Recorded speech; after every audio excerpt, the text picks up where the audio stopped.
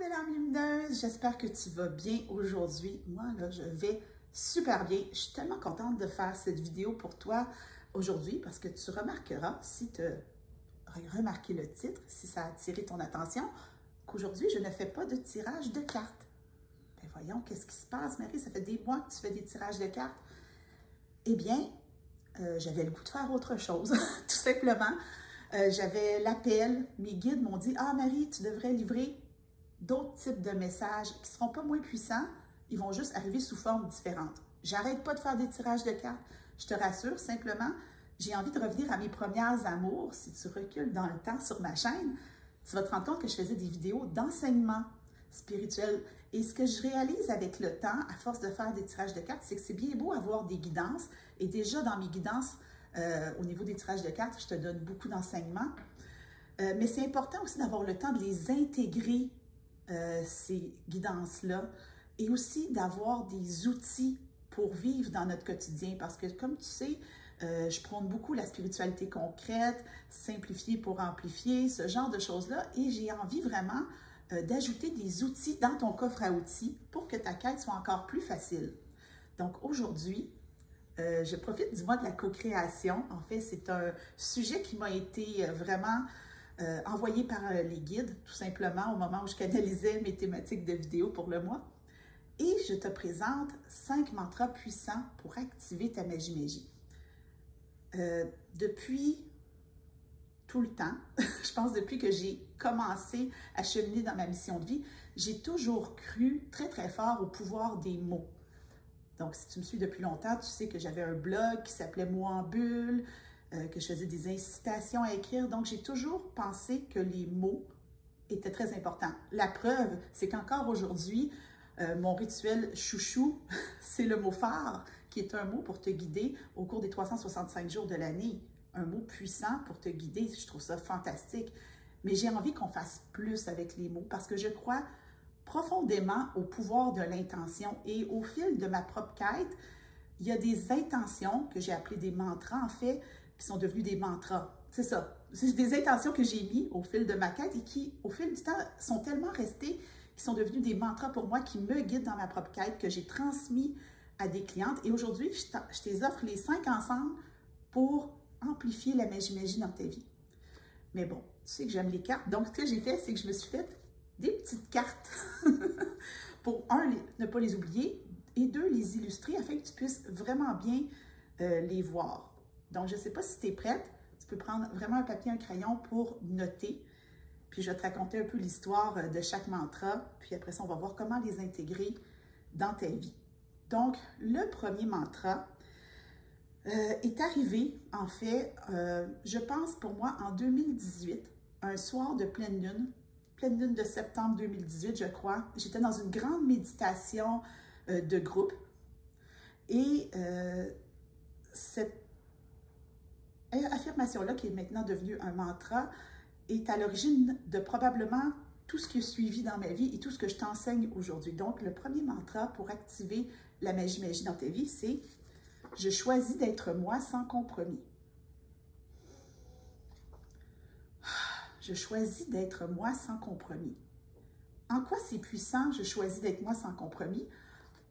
En fait, c'est qu'on se positionne, on est dans notre puissance. Aujourd'hui, ici, maintenant, je choisis de cheminer vers la vraie personne que je suis, mon authentique moi. Et quand on dépose cette intention, quand on choisit d'en faire son mantra et de le répéter encore et encore, hein, on peut l'écrire dans notre agenda, on peut en faire un fond d'écran pour notre cellulaire ou notre ordinateur. Ça vient nous rappeler la posture qu'on a choisi d'adopter pour les jours, les semaines, les mois à venir et même les années. J'ai jamais arrêté depuis 2018 de choisir d'être moi sans compromis un peu plus chaque jour. Donc, le sans compromis est super important parce qu'en fait, il te rappelle de te donner le masque à oxygène en premier. Donc, assure-toi que le oui remis à quelqu'un ne soit pas un non remis à toi-même. Donc, de t'honorer en premier en étant toi totalement.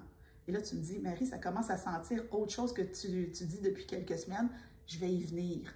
Parce que là, je te vois, le je suis moi, blablabla, ça s'en vient. Mais ça a commencé, en fait, comme ça pour moi. Ça faisait une couple d'années que j'avais un mot fort et tout, mais ça a été vraiment ma première intention qui est restée dans le temps. Donc, ici, maintenant, fais juste essayer de le dire avec moi. Je choisis d'être moi sans compromis. Puis là, tu vois, j'ai failli dire « je suis moi sans compromis ». Tu peux prendre la version que tu veux. Je choisis d'être moi sans compromis. Puis vois qu'est-ce que ça fait quand tu l'énonces. Comment ça se manifeste dans ton corps? Est-ce que ça amène de la peur? Est-ce que ça amène du doute? Est-ce qu'au contraire, ça te réjouit? Je choisis d'être moi sans compromis. C'est définitivement le premier de la série. Puis tu vas voir à la fin, quand on les met les 5 ensemble, c'est tellement puissant. Donc voilà, premier, je choisis d'être moi sans compromis. Le deuxième, je pourrais pas dire, il est peut-être arrivé à peu près 1 an plus tard. 1 an plus tard, je sais pas. J'ai pas de temps sur celui-là. Mais quand je me suis mis à me choisir sans compromis, il y a comme des espaces qui sont ouverts pour moi en termes de quête spirituelle, d'ouverture à plus grand. C'est pas mal dans ce temps-là aussi que le divin est arrivé pour moi dans ma vie, tout ce qui est invisible, si on peut dire comme ça. Et il a vraiment fallu que je travaille ma foi. Plus, parce que faire confiance à l'invisible, c'est pas évident. Puis souvent, je t'en parle dans mes guidances. Et j'ai l'intention, le mantra parfait pour activer et amplifier sa foi. C'est « j'accepte de ne pas savoir ce que je ne sais pas ». J'espère que tu le vois bien. J'accepte de ne pas savoir ce que je ne sais pas. Puis avec le temps, là, ça peut faire dans ton cerveau, « Ah, qu'est-ce qu'elle dit? » Avec le temps, ça va devenir naturel. Et en fait, je l'utilise beaucoup face à quelque chose que je ne comprends pas. Puis là, je me rappelle, ah oui, c'est vrai, j'accepte de ne pas savoir ce que je ne sais pas. Je sais ce que je sais, je comprends ce que j'ai à comprendre, ce qui remonte en conscience, c'est ce que j'ai besoin de comprendre. Mais il y a toute une partie du processus, entre autres, de manifestation de la magie que je ne comprends pas et que je n'ai pas besoin de comprendre. Moi, j'ai juste à être moi sans compromis et accepter que cette partie-là, je n'ai pas besoin de la comprendre. Ce qui fait en sorte que ça enlève beaucoup de hamsters qui tournent dans la tête, à essayer de comprendre mais pourquoi ça arrive, puis comment ça se fait. J'accepte de ne pas savoir ce que je ne sais pas. Puis habituellement, quand on accepte de ne pas savoir ce qu'on ne sait pas, l'univers nous renvoie des explications sans qu'on le demande. Mais plus on va mettre notre mental focus sur ce qu'on ne comprend pas, sur ce qu'on ne sait pas, plus on va tourner en rond dans notre quête. Donc, l'objectif de « j'accepte de ne pas savoir ce que je ne sais pas », c'est de pouvoir continuer d'avancer, même si on n'a pas toutes les clés en main, en fait. C'est comme un parcours, donc les clés nous sont dévoilées au fur et à mesure.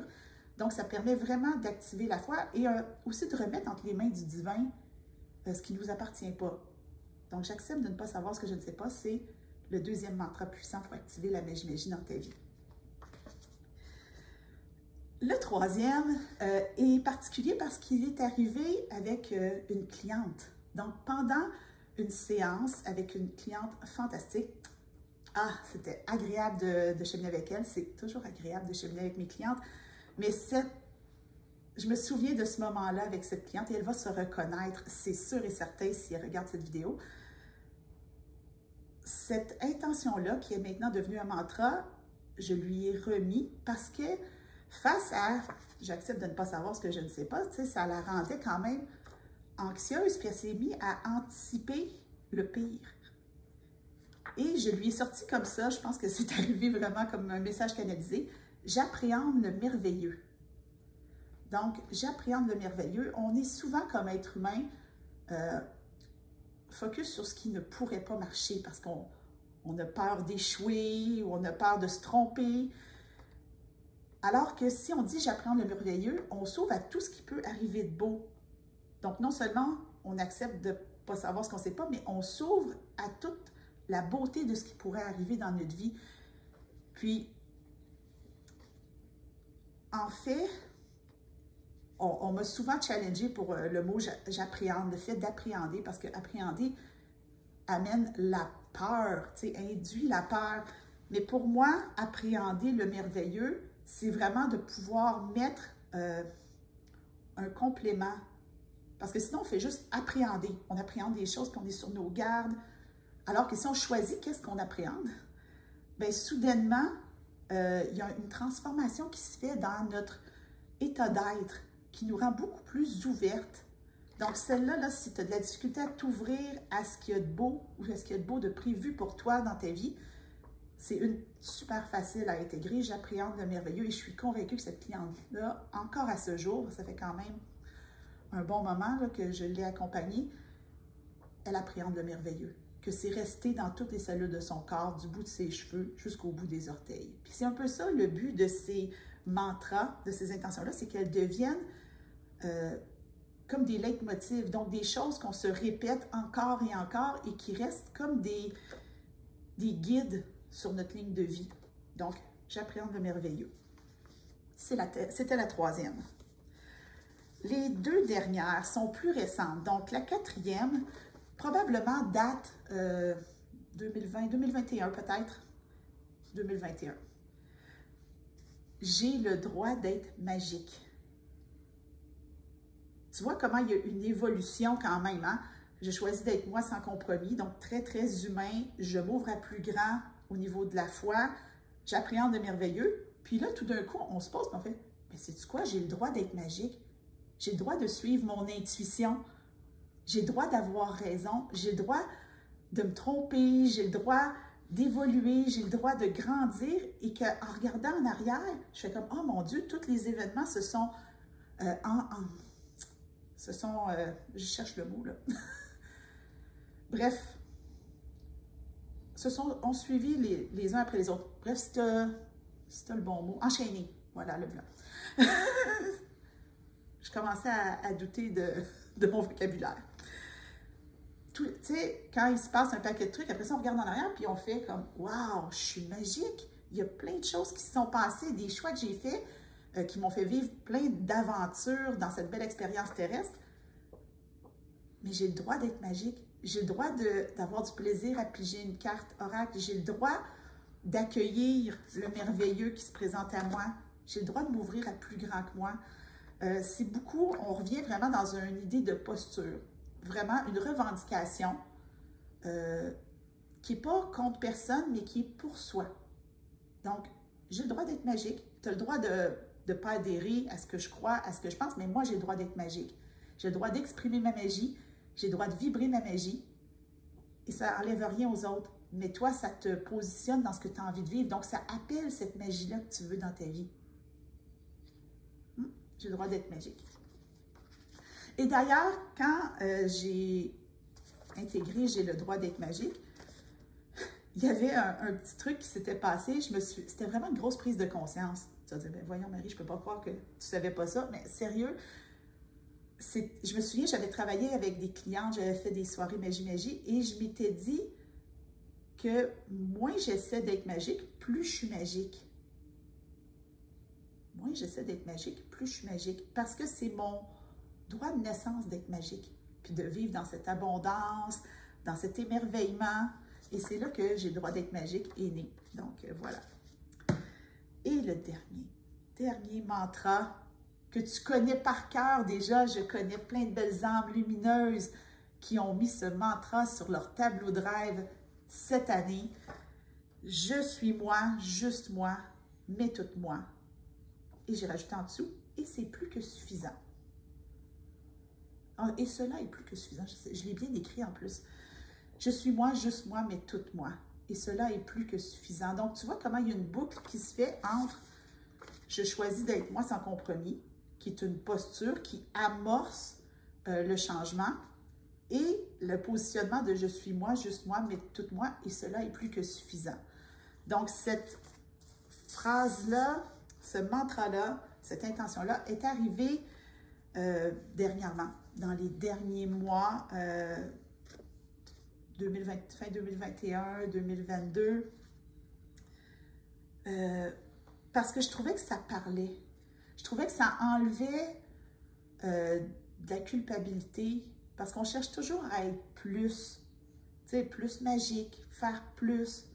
Mais sérieux, on ne peut pas être autre chose que soi. et s'ouvrir à toute la belle magie qui est déjà prévue pour nous, en acceptant de ne pas savoir ce qu'on ne sait pas. Donc, je suis moi, juste moi, mais tout moi, c'est devenu presque aussi important pour moi que mon mot phare. Mais je suis moi, juste moi, mais tout moi n'aurait pas pu exister s'il n'y avait pas eu les 4 autres mantras, intentions mantras juste avant. Donc, au fil des ans, ça s'est construit pour devenir ça. Donc, ce que je t'invite à faire, belle âme lumineuse, c'est de prendre un moment pour te recentrer, de revenir à l'intérieur de toi. Tout simplement, juste, tu peux même essayer avec moi là, fermer les yeux. Moi, je vais les garder ouverts parce que j'ai besoin de voir mes trucs, mais ferme tes yeux, respire profondément. Hein? Vraiment, entre en toi, ancre-toi.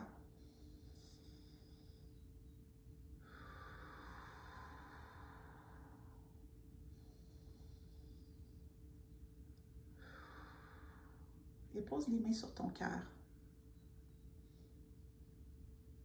Et reste ouverte aux mots que je vais prononcer. Ici maintenant, je choisis d'être moi sans compromis. J'accepte de ne pas savoir ce que je ne sais pas et je me positionne pour appréhender le merveilleux. J'ai le droit d'être magique en étant moi, juste moi, mais toute moi. Et je sais que cela est plus que suffisant. Inspire profondément.